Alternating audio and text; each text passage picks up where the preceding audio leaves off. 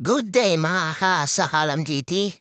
Lumuwas nga pala po kami ni Ate mo at Beoda, ni Anton at ni Troy.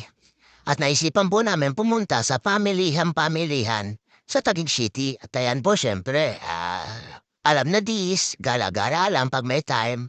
Nasa BGC po yan na yan. Tapos nagparita pa ako sa camera at syempre yung aking ate, Monet, ang aming sinundan.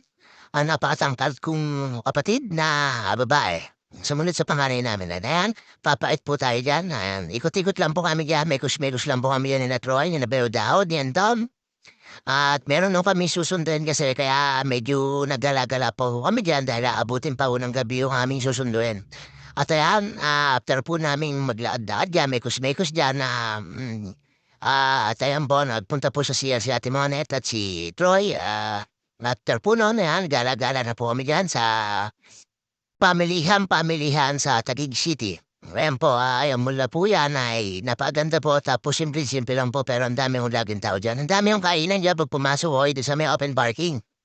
At meron naman po ding ibang parking dyan na kung gusto mo sa label, ayan magpapait po ang JT sa alam, payat na yan. Tapos ayan, naparami po ng kain at pahit di po mapaparami ng kain ang sarap po ng kinain namin na Ate Jam. Tapos ayan po, meron pong perform dyan ng alas 4 ng hapon pero hindi na ho namin inaapot yan kasi kailangan ho namin alas 3 makabalik din sa pupuntahan namin sa may Quezon City Project 4. At ayan, megos-megos lang yan. Tapos naghahanap po kami makakainan dyan. Ayan, may mga sales. Tapos ayan, ikot-ikot lang ho kami dyan. Tapos pumanik kami ng second floor para kumain. At ayan po, sa kakainan po namin, baka naman.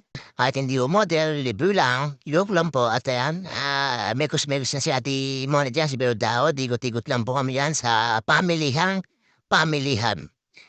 Sa Taguig City, sa BGC. At ang katabi po niya na ay Aura SM. Yung maliganting SM na parang barko tapos meron ng kondo sa ibabaw. At ayan po, yan po yung area tapos ikutin niyo lang po yan. Pero napakalit lang po niya ikutin na yan. Tapos diretso na po kami. Hanap po namin yung aming kakainan dyan. At syempre, pagkakita po namin na at ayun, napa-rice dito sa alam at nasira ang diet. Tapos kumain pa kami ng Dairy Queen na ice cream. Sabi ko sa pamangkin ko, ayan doon, regular lang. Ayoko nung malaki kasi, siyempre, ang kataba yun. Pero siyempre, nagda-diet po tayo, ayan. Panik po kami yan para mapunta dun sa kainan namin. At after po namin makapanik dyan, at ayan po, naka-step lang po ako dyan. Ako dito sa alam. At palig lang po tayo ng isang escalator, tapos mekos-mekos lang dyan, tornado na dyan, dyan sa pamilihan sa Taguig City. Ngayon na uli ako, nakabalik po dyan, kami na ate. Pero hindi po lagi namin napupuntan dyan. Siyempre, nagpalamig lang po kami kasi matagal pa yung kakaunin namin. At ayun, nakita niyo naman po ang mga manager natin, han? Ang pinakamatangkad kong kapatid, ano po, si Anton, si Beaw at si Troy. Ayan, ang ngiti po si Troy. May isa akong pamangkin pa at napakabait na tao. At ayan po, ito may pasok yan. Puyat yan. At ayan, baka naman po. Ayan po yung parainan namin. Siyempre, order lang po dyan. Parais po tayo. At yung mapping nyo, yan, napakasarap.